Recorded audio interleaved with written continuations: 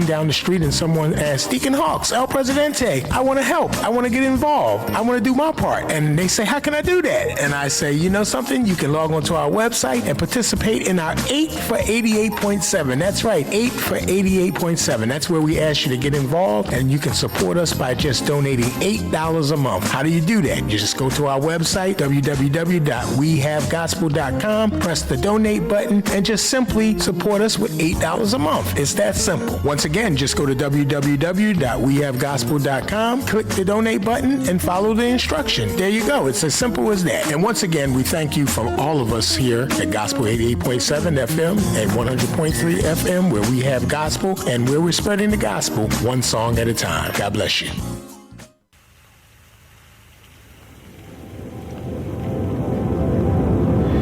God instituted marriage before he instituted the church. For this reason, a man shall leave his father and mother and cleave to his wife. The two shall become one flesh. It is clear that God has brought you all together on the occasion of your 15th anniversary. Gospel 88.7 WEHA. It's more than music. It's ministry. WEHA, Port Republic, Atlantic City. And now on FM translator 100.3 W262CF, Atlantic City, Pleasantville. The Jimmy Whitehead Power Hour, Power to the People, talking about the power of the people of Atlantic City, a platform for people to discuss ideas of the community, creating an all-inclusive environment where people of Atlantic City can actively participate in the economic revitalization of Atlantic City's future. This forum will focus on black and white capitalism, working together to create red, white, and blue capitalism. Every Monday from 5 to 6 p.m. on WEHA 88.7 and 100.3 FM. We have gospel.com. The Jimmy Whitehead Power Hour. Power to the people.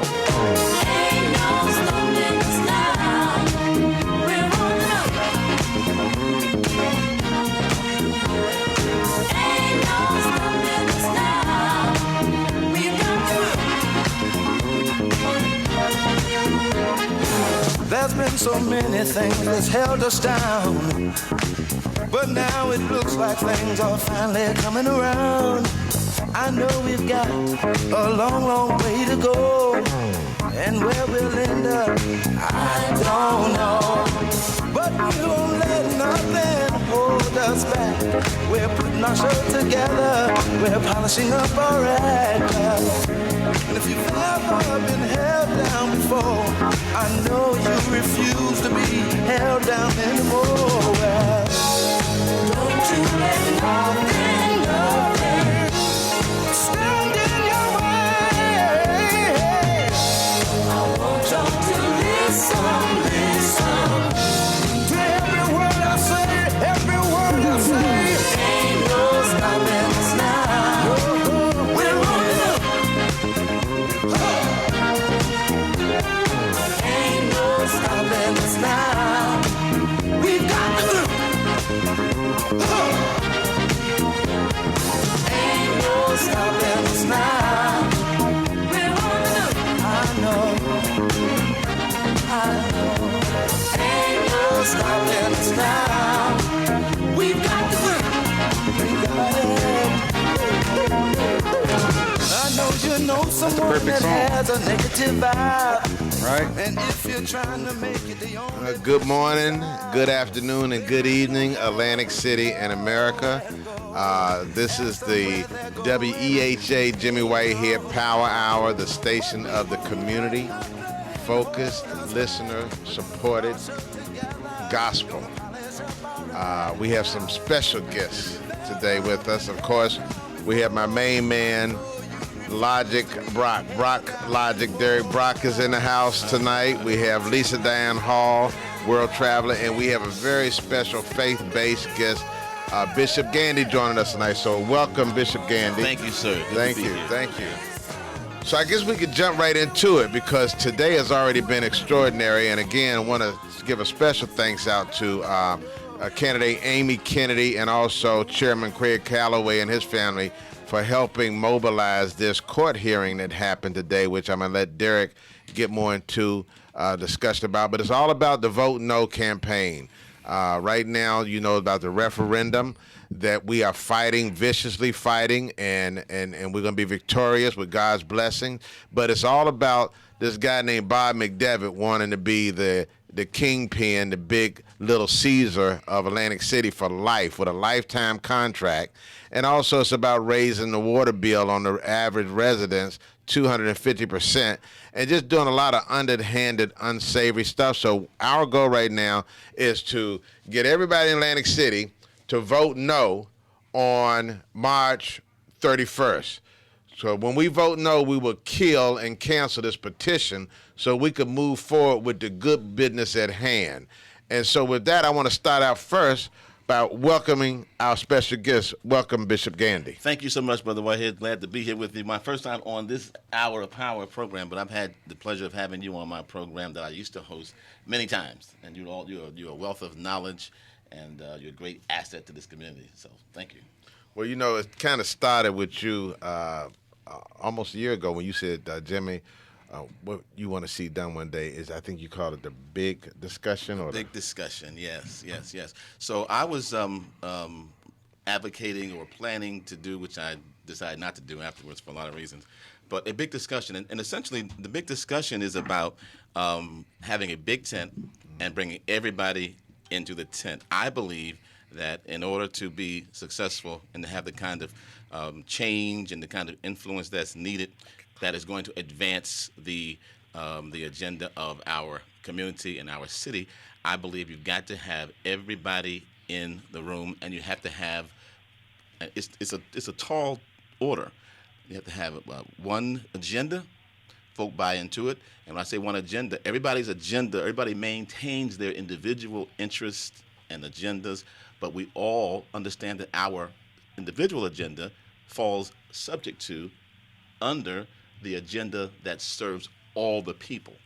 Everybody should get what they want out of it. Everybody has their own self-interest, and sometimes we have a difficult time, Brother Whitehead, because we think that in order for us to work together, we have to abandon our own interests or our agenda and succumb to someone else's dominance. That is the wrong approach. I think that we have to understand that everybody has interests, self-interest, community interest, and they should maintain that. If you're not getting what you want, then we fail. Mm-hmm. If Brother Brock is not getting what he wants, then we fail. Mm-hmm. Everyone must get what they want as we work collectively together in trying to get what we all need in order to make all of our, or any of our dreams and ideas come to fruition. You know, I'm glad you mentioned that way you started out, because Derek Brock, I'm going to let him give a little background about what went on at the court today. But also, Derek pointed out to me a couple times that this Vote No campaign has brought people together in Atlantic City like it's never happened before. Derek Brock has told me how several times, and I'm talking about our Caucasian brothers and sisters, yes, our Asian brothers and sisters, our Bangladesh brothers and sisters. Everybody is working together right now for the common cause, and that's to save the vote in Atlantic City. And Derek, Teddy Taché, you online too from Washington, D.C., right? Yes, I am. Hello, Teddy Taché. We're gonna. Hi, Teddy. Hey, Teddy Taché. Hello, We miss you. how's everybody doing? All right. We heard you were sick. How you feeling? I'm doing well. No Praise complaints. She's probably sick of me. That's what it is. She's sick He's of never me. sick of you. Yeah. But No. we're gonna, Derek, if you give us your overview, give the audience a little debriefing about what went on at the courts today and what was your perspective, and then I want you to share with the bishop and Lisa what you said people have been saying to you about our unity that's happening because of this.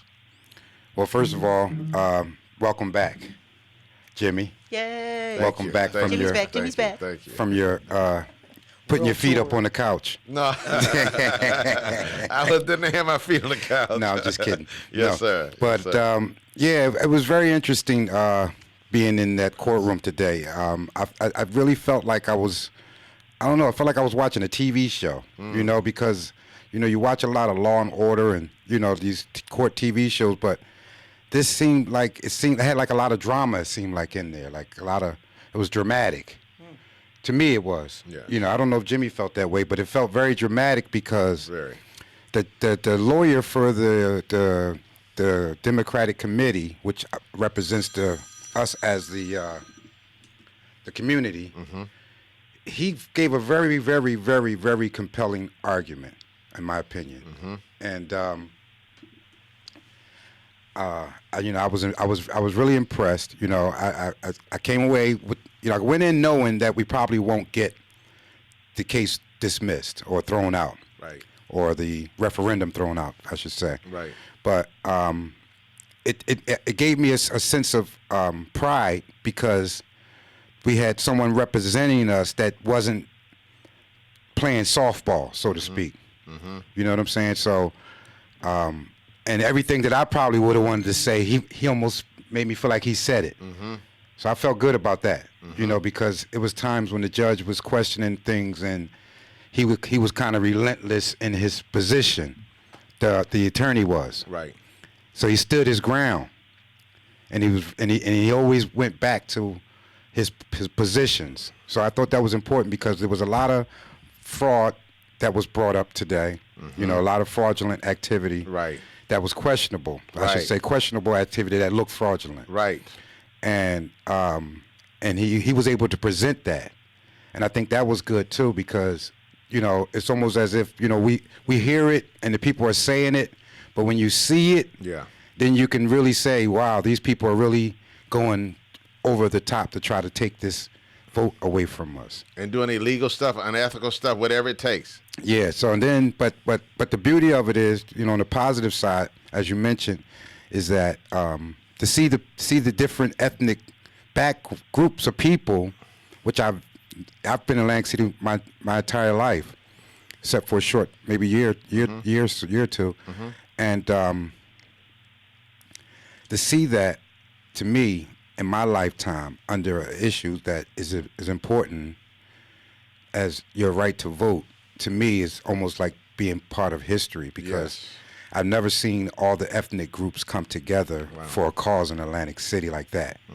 And to me, that is like a unifying thing. And I give a lot of credit to you for that too, Jimmy. Even though you don't like to take credit for things, I still like to give credit where credit's due. And you have forged a relationship with these different groups, the Bangladesh and the Latino group and the Asian community and even the Caucasian community. You have forged a relationship throughout the community that kind of brings everybody together for this cause. So I'm happy that that you took that leadership role and was able to forge that, because I think that's the only way we're going to win this, is on a unified front. Good point. Lisa Diane Hall, what's your observations lately of this wonderful, unifying community, rising tide, lifting all boats, vote no? I didn't say all that, Jimmy. No, don't. I'm just kidding.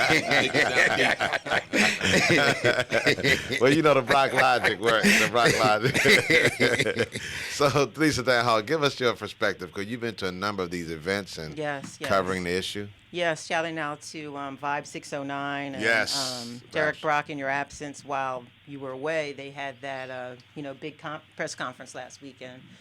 It's just like I said, it's still a lot of people, you will be shocked to know, people still don't know about this. You will be shocked. There's a lot of people that still are clueless to the fact that this referendum is even going on. So, it's very, very important that everybody shares these videos, everybody shares the messages. Make sure you let everybody know in your own personal circle what is going on. Because just yesterday when I was doing my radio show, they said, oh, that's going on in Atlantic City. They weren't Atlantic City residents, but they had no clue that the government was trying to be taken over in the city of Atlantic City. And these are people that just live in Apsekian. So, but if it affects everybody.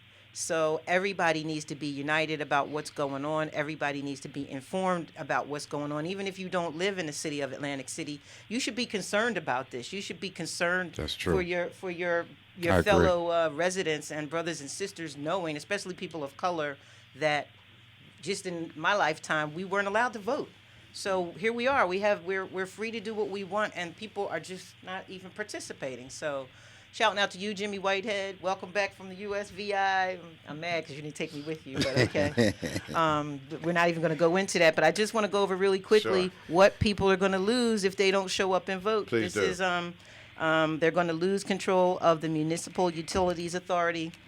lose control of Baderfield, lose control of the local police department, which could be very, very impactful. You got strangers, policing your neighborhood that know nothing about you. Lose control of city council, so that means you have nobody to make complaints to as some strange foreign person that you know nothing about in your community. Lose control of the mayor. You can't vote on the mayor anymore. There'll be no more mayor. And lose control of the All-War Memorial Building, which is a landmark building that everybody in the city of Atlantic City has been utilizing, where all of our events are welcomed and affordable. It's a place that everybody needs to still have access to. So these are the things that you can lose if you don't stay woke and vote on the 31st. So, but more importantly than all of that is just your simple right to vote, because your right to vote is the most fundamental asset and right that you have as a human being. And when you lose that right, that literally takes the power away from the people. You know, on that point, Bishop Gandy, because we're all about the same age, but you've been more engaged in community from a faith-based point of view. Share your views in terms of what blacks and whites went through, what America went through, to get the freedom to vote for all people, and where we are today with this challenge of taking our vote away. Well, I think that, of course, most of us know the unique history of African Americans as it relates to having the right to vote, and that of women as well. So the right to vote is certainly something it's precious. It's something that folk have fought for and died for. I think that Lisa said a couple of things that I want to just kind of mention in answering your question. Please do. She talked about people not necessarily being engaged or coming out and not being aware. And Jimmy had called me yesterday and asked me a question. I forget exactly how it was asked, but the question was something what are your thoughts on what's going on? And I said to him, what I think is missing is a compelling agenda. And what I mean by that is, of course, most of us will make the argument that the right to vote should be compelling enough. That's probably some legitimacy to that. But when it comes to getting people involved to vote, you have to ask a question: why do people not engage? Why do some people not engage? And some people don't engage because they may not feel that it matters. It matters to people right now who are in power, because it's really voting is about power. Government is about power. And if people feel powerless and hopeless, they're not going to be engaged. So I think that the argument has to be not only the right to vote, but also, and here's what people do not ask, why they don't get it. They don't ask the question. They don't leverage their own power and say, before I give you my support, candidate, agenda, issue, before I give you my support, here's what I want. And until people have a compelling reason to get them on board with you, they tend to not have expectations that anything will change. Because what shifts in most elections is there's a lateral shift of power from one power group to another power group. Rarely, if ever, does power change and people who are powerless become more powerful. Because no one is, I think Dr. King said, no one shares power. Power has to be demanded, right? So I think until people are made to see, it's about vision. Until we can allow people to see what it means, and you laid out some good points, Lisa. Until people really can identify and relate to what it means to me personally. I know what it means to the city, but that's kind of over there. What does it mean to me personally? How does it immediately change and impact my life? I know what it means to people who are in power. They get more power, or they get control of things. They get control of contracts, they get control of monies and budgets and so forth. But the average person vote, they support someone, and their life doesn't change. It's not just that's the way it has been, and that's the way it is in this system for 100 years. Right. Good so point. I think that we have to. It's about vision. The Bible says where there's no vision, people perish, right? And when people receive vision, the Bible says write the vision, make it plain, that they may run that read. That people are more likely to run with it with passion when they understand the vision and it relates to them. People who run with it right now are people who understand it. Right? And there are people who are not involved, not engaged, who we all, I think, want to lift. right? The least of us. I'm coming from that perspective, and I do know that it's more than just the poor. There are people who are working class people, hardworking people. They didn't have an interest, but until we can be inclusive and mobilize those people who are the least, because if you don't, that middle class is shrinking, and people are becoming less and less confident in the system. We have to find a way to make people really, really relate to and identify with some of the issues in a more personal way, in addition to the things that we all agree are good for the common good. But what does it mean to me what does it matter to me? Let me ask a question like that. What does it matter to me who's in charge if nothing changes in my life? Right. I just I don't know. I agree with some of the things you're saying, but I just like to maybe we could be putting the cart before the horse, so to speak, because we still haven't had an election. So even though we may feel individually that people aren't engaged because we're to the level that we are engaged at, because we may feel like because we're showing up at these events or we're going to the courthouse or what have you, that people aren't engaged. But to me, the polls is what really speaks to the level of engagement, because that's where they're really going to count. It's good that people are showing up and having their voices heard out in public prior to the election and getting the message out, because that's important. But it's going to really determine how far people are engaged based on the turnout on this election. So we need to have some more faith in ourselves to a certain extent, at least give us the benefit of the doubt. And then maybe if it doesn't turn out that way, then we can say, yeah, the people are disappointed. But I don't think the people are going to be disappointed to the point where they're going to allow their right to vote to be taken away. Well, Teddy Taché, who is helping us raise some money to sponsor our community outreach events we're going to do next week, which we're going to come back and talk about, because we're going to have a cookout in each ward, an outreach to each ward. That's it. Disseminate information in each ward. And we were down there, and we're going to... Teddy Taché, you on the line? Yes, I am. Do you have some thoughts of wisdom you want to say, since you're going to be one of our sponsors of these community cookouts? I think that what Bishop Gandy kind of touched on is something that's key.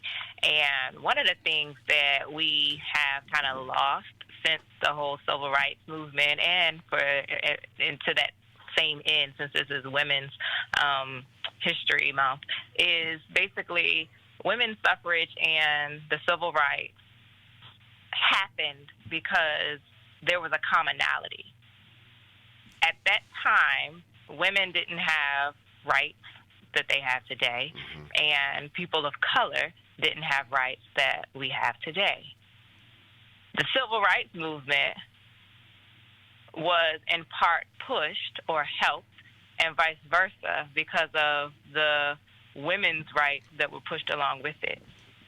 And the thing that made it so successful was finding the common denominator that everybody can understand, agree upon, and move forward with.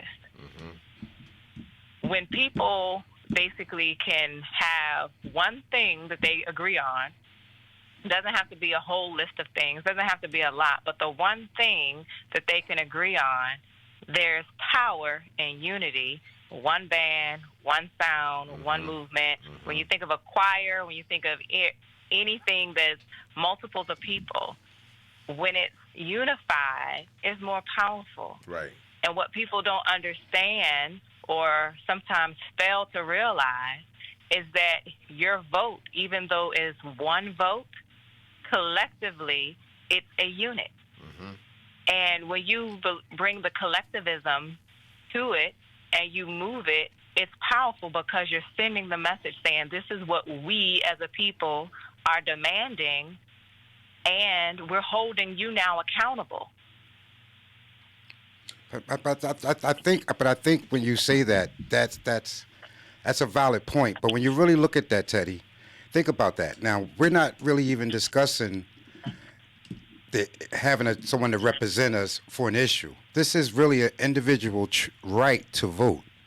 So if we can't conflate the two issues into gaining leverage so to speak, from a candidate, which is a valid point, because we do need to have leverage when we're talking about electing people. But this isn't that. This is your particular right to have that opportunity to have that person. So that's where you lose. And Derek, but what I'm saying is in understanding that the unity still has to be, regardless of if it's to choose the person, if it's to say, I want this right so that I can choose my person, you still have to exercise the right to vote. Right. But also, you know something, I'm going to tell you something, which was interesting. And Mr. Calloway made this point. Because if it was not for him and his strategy to go out and get some affidavits that people actually sign these petitions illegally because they had children out there getting people to sign these things, but you got to be over 18 and a registered voter. And they showed some situations where things had been whited out. Now, when we got out there, he made a point that was interesting.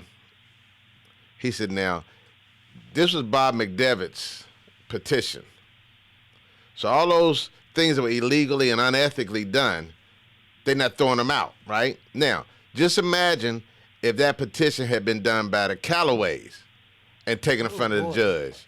The judge would have put gas on it and burned it up, and he'd have said right away, it was done wrong, okay? So we got to understand that some dynamics that are deeper here than just economics. Right, that's true. I mean, everybody keeps saying this is about money. Yeah. But this ain't just about money. No. And you know, I'm going to keep it real. It's about black folks running this government here. Exactly. Okay? Right. This is a beautiful place.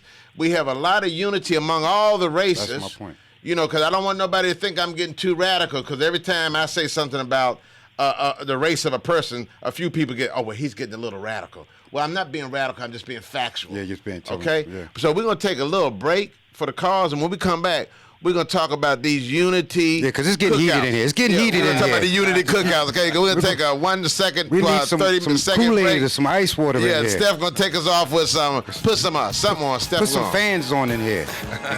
You know how it is when we get together.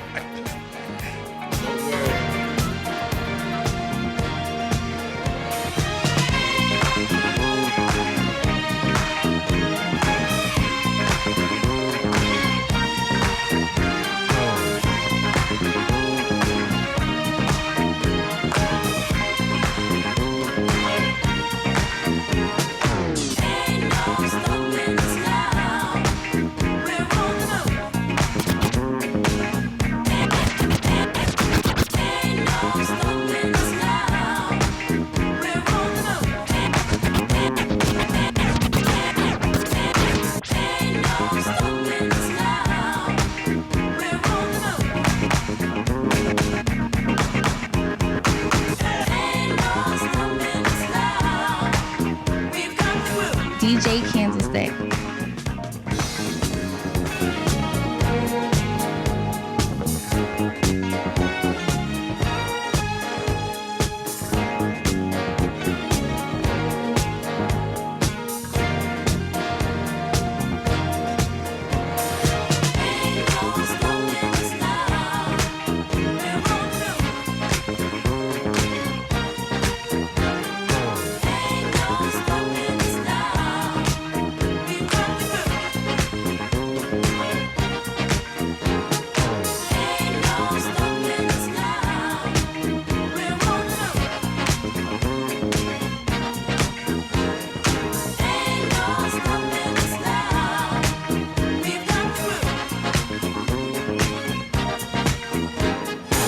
There's been so many things that's held us down, but now it looks like things are finally coming around.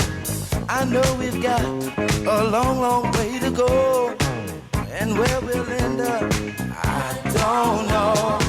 But we won't let nothing hold us back. We're putting our show together, we're polishing up our act. And if you've ever been held down before, I know you refuse to be held down anymore. Well, don't you let nothing stand in your way. I want y'all to listen to every word I say, every word I say. Ain't no stopping us now.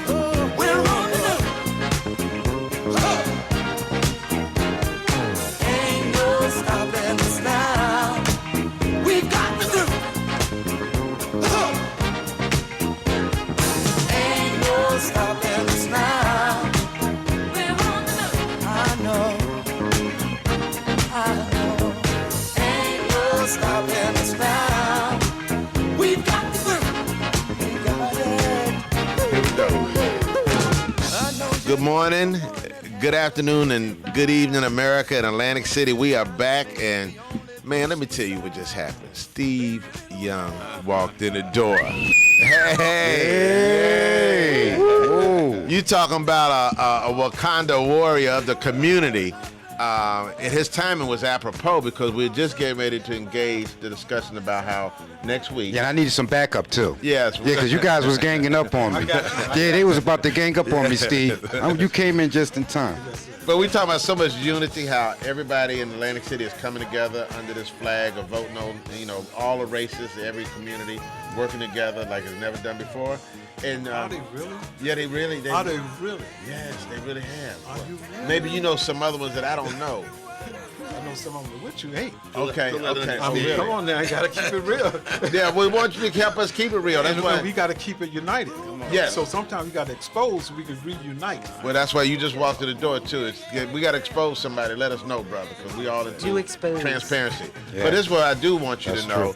We're gonna organize next week 6 community cookouts, one in each community, and we're gonna need your help to turn out folks so we can get information to a lot of people, because there's still a number of people that don't know about what's going on with this vote no issue, and there's a lot that does this. But kind of give us your update on what you think is going on. Expose somebody who we need to expose.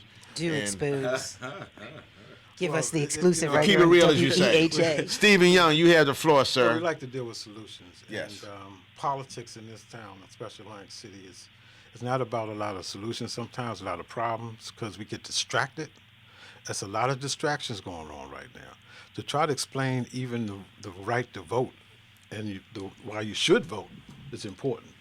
But if you put in vote yes or no for the first time voting, you put in census revenue, vote or fill out a form, you talk about June election, then you talk about November election.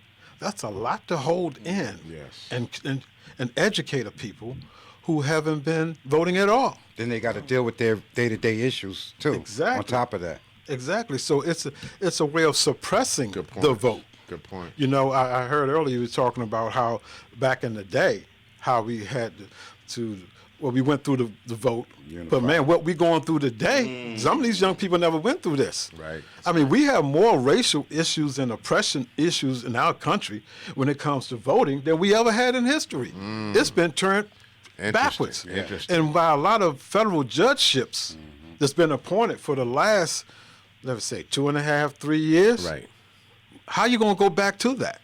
Because it's the legislators who make the rules, and that's who controls the money. So that is very important. But I heard you talking about what happened in court today. We was there, and it was interesting because the judge basically was trying to say that his ruling is going to be that he's not going to dismiss it based on the intent of a voter. See, and that's what the legislators basically went through when it comes to the right to vote. If someone made an intent, whether they signed their name, scratched it out, it was the intent that they was going to vote and they was going to make a change. So it's hard to take away somebody's vote. So we got to be very careful when we talk about taking away the right to vote. So you can't have it both ways. So truly, there was fraud, different things. Yeah. He showed it on the screen to everybody to see. Showed the fraud on the screen. I mean, right. I mean, that's a no-brainer. But you know, wait, let me touch on that a little bit, because something came out of that today when you say taking away a person's right to vote, because this is really what they call a dichotomy. You're taking away a person's right to vote, right? Basically, well, we're fighting to keep our right to vote, right? And they're taking our right to vote, but when they allow this vote to go through, and if they win it, we lose our right to vote. Now, is that something strange about that? Well, isn't that something when you think about that? Well, we're fighting to keep it, but if they win, we still ultimately lose. That speaks to my earlier point not about necessarily. why people vote, because there are people who figure, why vote? Because if you win, I lose, and if he wins, I lose. Right. So until we reach with a compelling argument, a compelling reason for people to vote personally. This big picture, right to vote, that's good, but we've been voting for 100 years. What has it gotten us? That's the perspective of some people. A lot of people. You understand? So until those who are leading the charge Brother Jimmy Whitehead has a very good and clear agenda, right? He talks about economics. People can identify with that. Until you have those kinds of arguments and make those kinds of compelling arguments to me as an individual, I'm not all that concerned about the masses, because I've been getting stomped on as being a part of the masses for all my life.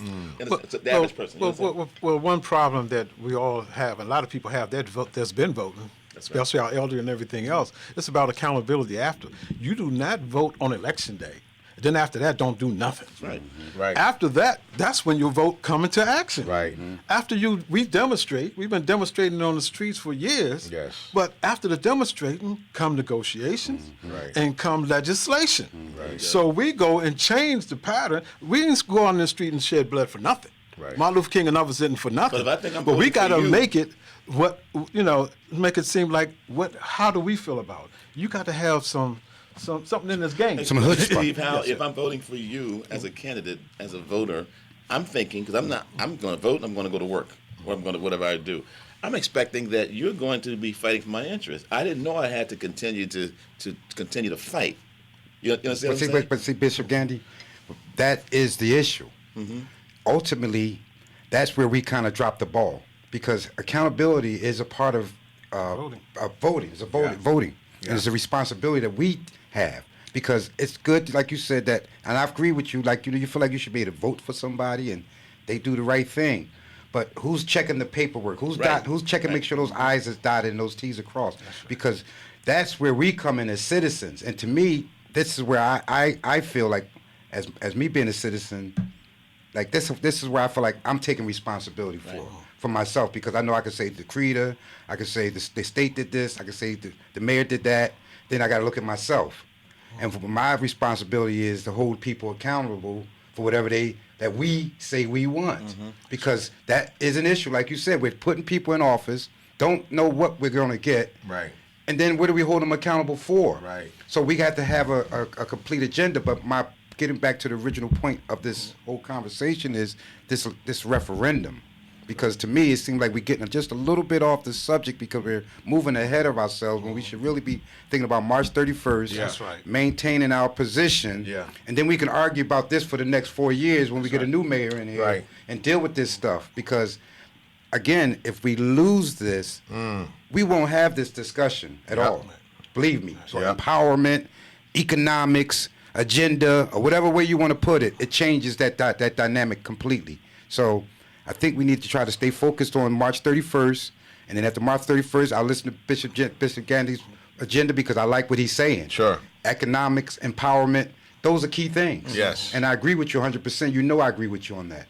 But I just don't want us to get... But you don't want to hear me right now, though. But I don't want to hear you. Just kidding. No, you're making it very violent. We got to crawl before we walk. We're learning how to crawl on March 31st to get to the poll. So here's my point. I'm glad you said that, because here's my point.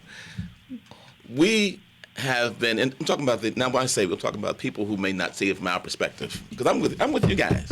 But there are people out there, I think Diane referenced, there are people out there who don't even know what's going on and don't care, because they don't sense that it means anything to them. And people want to know what's in it for me. Like, like what's what in it you for said. me? Yeah, I agree. To get people engaged, they're like, so what's in it for me? Right. So what's in it for me? And Right. so if we position the messaging a little bit more to keep pounding to the people, well, this is what's going to happen. Right. I think, Bishop Gandy brings up great points. Everybody's like, well, what's in it for me? Well, why should I show up? Well, what difference is it going to make? So in our marketing campaigns and moving forward, I think, Jimmy Whitehead, we need to start talking about, well, what is in it for them, and what are they going to lose? That's why I keep reading these points every time we go on the air. Well, this is what you're going to lose, and think about that. You're totally losing control of your city, the city that you've grown up in, that you love. That's a very good point, Lisa. That your grandma lives in. Because you're right, because this is an agenda right here. Mm-hmm. This right here, they said, what are you asking for? Well, we're asking for to keep our utilities, keep our police department, keep our Beta Field. So this could be one agenda right now. Right. That we all can agree on. Can I play devil's advocate for a minute? Sure, I love that. So, bring it. So what about people who say, the police department, that's not my police department. Right. What about the utilities? That's not my. There are people who none of that really is personal enough for You know them. what I say that to you like this. And that's why politics is sometimes one-on-one. Yeah. So you can know personally how you feel and what role you play in it. And one thing I can say about that is that you play a major role because government is for the people, by the people. Right. You the people. Right. You just didn't know how to educate yourself to stand up to do something about That's it. correct. Now we're giving you the baton and the education. That's what we tell young people on the street. When we knock on those doors and we talk to them, and when you talk about having them cookouts, we need to knock on the doors first and tell them, come on now. Yes. It's about education. Can I just say And one I'm going last to thing? say how you fit in with what's going on today. The And that's what government they is wanna for the hear. people, by the people, but the politics The is the issue. politician. Right, so that's more the issue, right? So government is not the issue. Government is supposed to take care of people, and it will. It's politics. and Government poli- is not going to take care of the people if they don't ask. I understand. Closed mouth do not But get that's the fed, politics. and you got to part of it. demand. That's the politics. I think that's what accountability. I think it goes back. Devil's I think it goes back to Yeah, yeah. leadership because when you look at There you go. leadership is what to me is what builds direction. Because everybody's ideas can't be on the table. Because if you start looking at every agenda, we won't get anything done, and that creates a lot of confusion. So when you go into leadership, a leadership has a vision and creates a vision that's good for the people. And then we have to have confidence in that leadership to get that agenda, and we get behind that leadership's agenda. Because the leadership comes in and say, we're going to go over these mountains. And then we as the troops, we saying, well, how are we going to go to the mountains? Okay, Derek, you're going to go this, you're going to go that way. What are we going to get for it? When you get over there, I'm going to feed you, I'm going to do that. So it's leadership that's going to give that direction. Yeah. And I think that's really what's missing in Atlantic City overall. We didn't ever really have the right leadership that has a vision.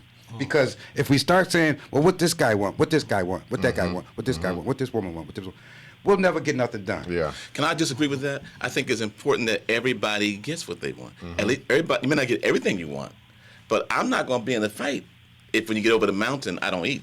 You understand? Why do I want to go over that mountain? What I want to see you get over You're the going to mountain. get all the way over the mountain and say, I don't want to eat no chicken. No. You can get over the mountain and find out that you're not going to be fed. So you have to convince people before you attack that mountain. This is my point.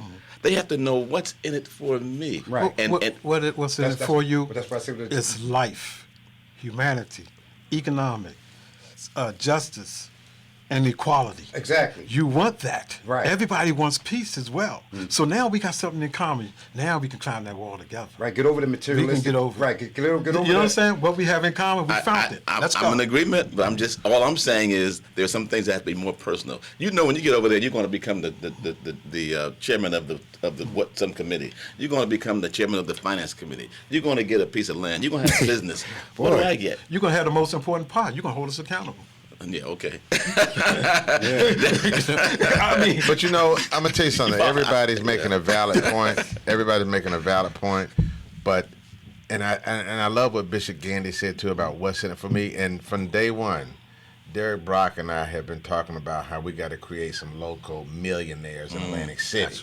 Okay, we need to be able to empower the people of Atlantic City, not just politically, but also economically. Right? And it's good to go to these small business programs and get a $5,000, $10,000 loan, but that's not going to empower you, okay? Empowerment is when you bring in $3 billion and you create a couple of other millionaires who look like us and look like other people, right? So I think the combination of unifying our communities, doing the things that Steve Young knows how to do so well. He's the master. He's the master at that. And we bring in capital with what Steve Young is doing, and then you bring somebody like Paul Bonds in who wants to do workforce training for returning citizens first as a priority, and then put them in jobs right away. Because workforce training without a job ain't nothing, right? But a certificate, right? Now you give a brother or sister some workforce training, plus they making $2,000, $3,000 per week, not per month. Now you're empowering that person so they can go get a house for them and their kids, right? So when Teddy Taché and I were working on this trip that I just went on to Excuse me, I don't have a cold or nothing. I want you everybody. Because I'm getting nervous. All right. See everybody like that. You did just come back from over there now. Put your mask on. Yeah, you have been an international travel. The whole time in travel. You've been out of the country, man. Let me tell you. Y'all don't change the whole No, conversation. man. All right, March the 31st. March the 31st. Well, March the 31st. Atlantic City, I've already found. Yeah, we don't catch. Islands is U.S. territory. He hasn't been out the country. He's Right. been on U.S. territory. He was on a plane. She's the alligator. But from where I'm from, that's out the country. Yeah, And the whole time I was on the plane, I sent y'all a picture. I had that little blue March 31st. I don't March think St. 31st. Croix is part of the U.S. Folk. Nah, Stay you focused, did leave the focus. country. Okay, St. Croix let's- part of us? No, let's but go you back- was there too. Okay, let's go back to March 31st. March Let's stay 31st. focused. March 31st. Even though we're enjoying March 31st. the good stuff that's happening, It's good synergy. it's good synergy. We have got to be so focused. I was thinking last night when I arrived from the trip, I said, you know what? All of the camaraderie and stuff that we have in these shows is wonderful, and the discussions, but we really got to be very, very command focused on the 31st. That's what I keep saying. And That's how my to turn point. this vote out. Yeah, how to turn this vote out. That's all I'm saying. That's You know, how do we reach out to our neighbors and our family? Right. How do we do what Steve Young does so well? You understand? Good point. At the grassroots level. So, with that said, I'm going to throw it out there for Steve Young to kind of tell us, how do you go about organizing the community to turn the community out? Well, first thing, like we was spoken at the meeting the other day, is that we have to get people engaged, know the importance of voting, and register them first. I mean, and it starts with yourself. There's an app that calls rockthevote.org that you can get your phone right now, and you can actually find out if you're registered and see if you're taking out the rolls. You may be out there knocking on doors, but if you're not registered, the whole thing is in vain. And then you'll find out election day when you go to the booth, I'm not registered. Right. First, do that. Right. Then the next thing is to do everybody in your family. Everybody, your cousins, your uncles, you get in touch with them right now. And whether they live out of town or not, they may have a relationship with somebody in town. So now we're waking people up. We're getting them engaged. Then you go door by door to your neighbors and all your associations and all your organizations and your faith-based organizations. Every Sunday, or every Friday, some emails should be talking about getting involved, getting engaged. And again, it's about the economics and the social ills of our community. Because we keep in mind, we're going to educate everybody. We have billions of dollars right now, every year coming in and out of this city. Guess what? We either going to demand we get some or nobody will. Right. And it has to get to that. But first, let's do it by the ballot. Right. I know Malcolm said, and this sometimes scares somebody, the ballot or the bullet. Right. What he was telling the young people is, you don't have to use the bullet, you can use the ballot to Right. change about, Right. make a change. Right. So we got to educate each other, and we have to start in the street, door to door. One thing that Jesus, Muhammad, and Moses had in common, this is for you, Pastor. Thank you, sir. All of them was in the street. Yeah. In the communities, Yes. knocking on the doors and saving our people. So if people believe in what the ministers and the pastors and the imam is saying, they should be congregating in the community, in the street, servicing the God that you believe in. That's why the That's about pastor. spiritual That's why the pastors and the spiritual leaders. So I'm not here to talk about. I'm not supporting a candidate. Right. I'm not supporting a political party. I'm talking about what is really the right thing for people. Navigating through this very complex and corrupt and perverted system. It is so what we try to do oftentimes, we try to fix people so they can function in a dysfunctional system.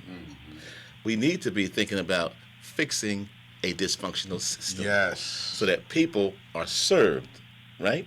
And that's what. So let me say this too. Yes. So what the other side who are supporting this referendum have done, they have convinced people, some people, not a lot of people. I don't think. I think we're going to win, but they've convinced some people that the system is corrupt, it's not working, and so forth. They're saying we need to fix the whole system, and it can appear that we're saying, because good people always say, we trust the system, let's fix people, and meanwhile the people who are disgruntled, not being served, or don't feel that they have getting equity, they're not convinced that the system isn't corrupt.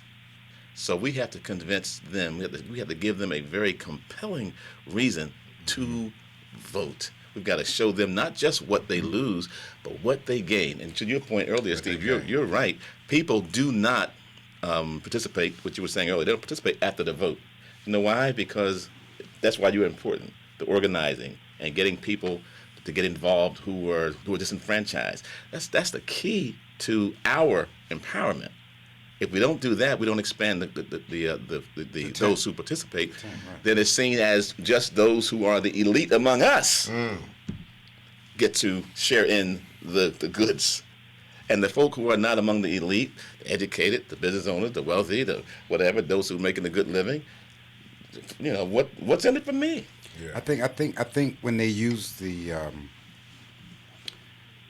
argument, when they come to people and say the system is corrupt, one thing that Craig Calloway made a point when we was at the Bangladesh, he's speaking at the Bangladesh Community Center.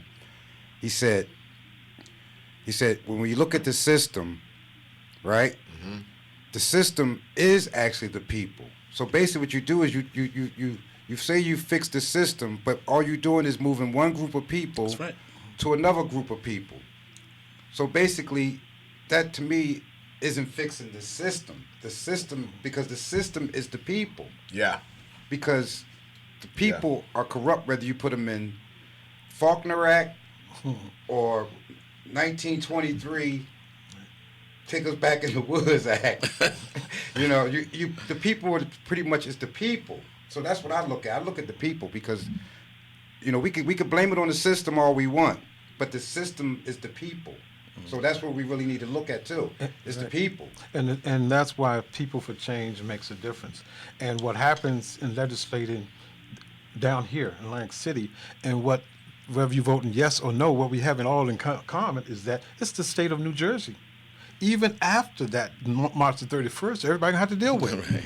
So our common enemy, we're not even looking at. You see what I'm talking about, distractions? Right. We're talking about this one yes, this one no, this one saying this one saying I'm gonna vote for this one. And all the time, you don't have, the power is at the State House. So where's our priorities? And if we were to spend all the time and money when they was talking about municipal, we wouldn't be talking right now. Let me tell you, because we would have our own. We wouldn't be talking about that. So I don't want to go backwards, but no. March the 31st, that's when we have an opportunity to make a change and say it's the people. We controlled it. We got this. Right. If you know what we'd be saying if we don't vote no, we're saying that we don't have power. Who wants to be with somebody who don't have power? Powerless. So let's get our power and vote no. And then after we get our power, go with Bishop Gandy's plan. Accountability. Right. And look, and then after we vote no and get rid of this referendum, because I know you mentioned the word corruption. They say that the government is corrupt. What gets the most corrupt person probably in Atlantic City is the one that's behind the petition, McDevitt, right? The way he treats those people in that membership. And I'm going to tell you, Lori Benninghoven, and Al Tabai, silent majority of Local 54. From the beginning, they have been two of our incredible allies, just like the Bangladesh community, letting us use the community center.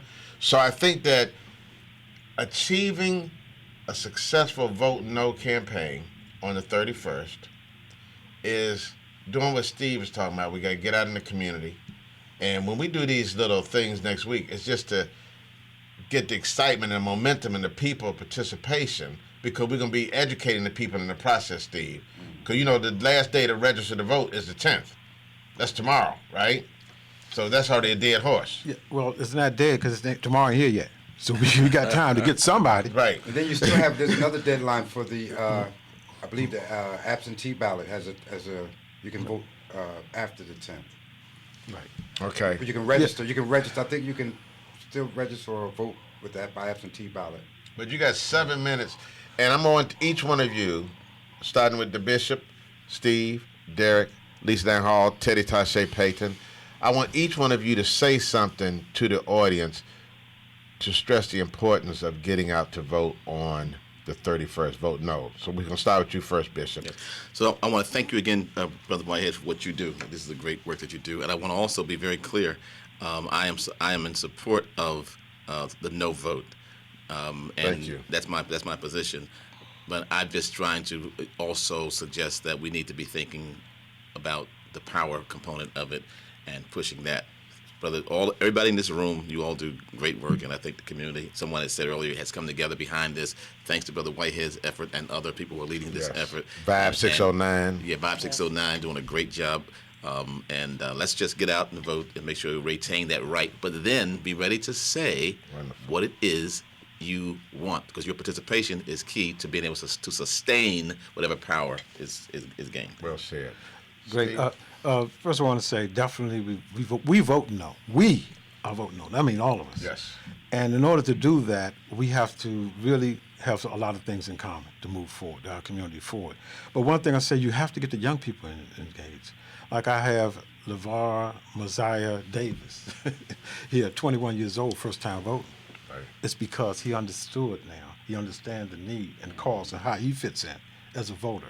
But I'm concerned about a major thing that I just received before I came here, about a meeting that's scheduled with the Atlantic City Democratic Committee for Wednesday, March the 11th. Yeah. And this is to decide who they're going to endorse for Atlantic City Mayor and Atlantic County Freeholder.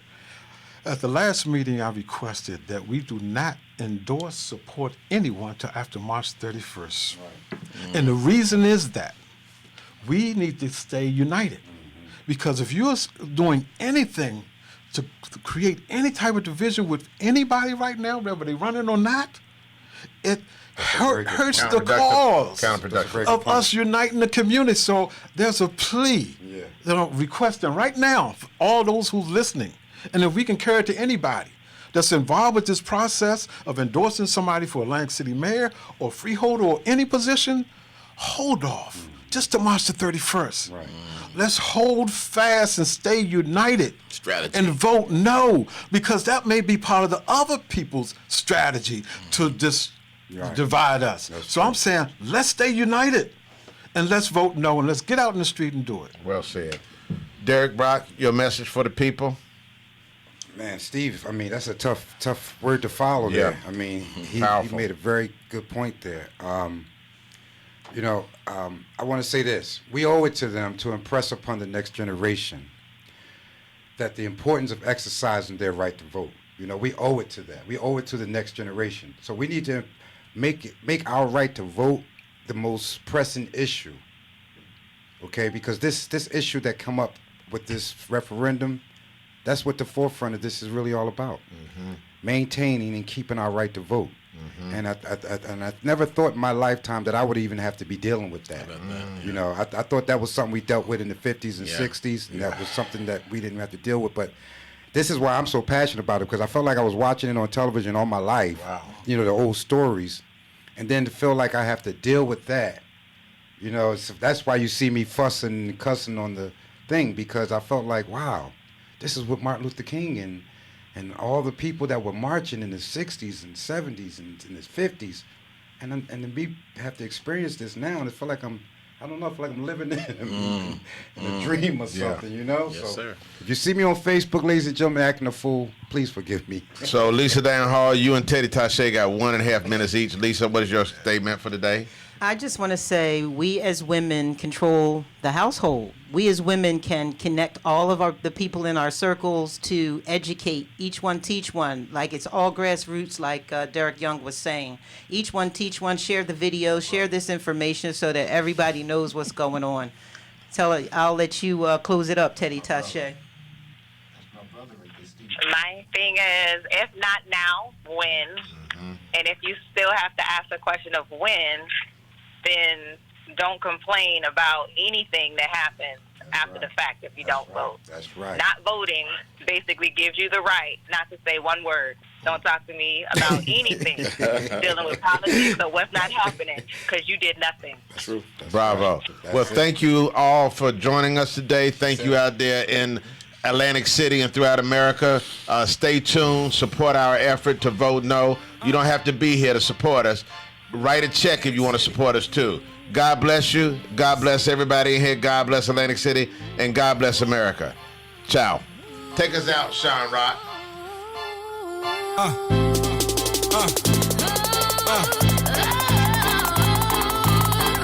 From a town where the dreams are big, non-stop around the clock to find your means to live. History throughout the timeline, casinos hit the skyline. A few comedy clubs got the tourists in love. Summertime beach bars make you feel like you a star. Windows crack down, AC Ave, the music blast. From the hip-hop shop to sneaker villa, parties in the inlet, never forget they ain't a place filler. Every day is live from push carts to jitney rides. Boardwalk after dark, still peer with your peers. Soul food, the funnel cakes, welcome to the Garden State. You gotta love this place, heart of the tri-state. From the landmark to land shark, barbecues in the park, battle by the bay, the city so full of spark. This is my city till death do us part. So no matter where I go, it's AC to the heart. City, driving down the boulevard, show what we're made of. That's why they come from near and far. Atlantic City, casinos lit up in the dark. High stakes, we made it. Gospel 88.7 WEHA. It's more than music. It's ministry. WEHA, Port Republic, Atlantic City. And now on FM Translator 100.3 W26 2CF, Atlantic City, Pleasantville.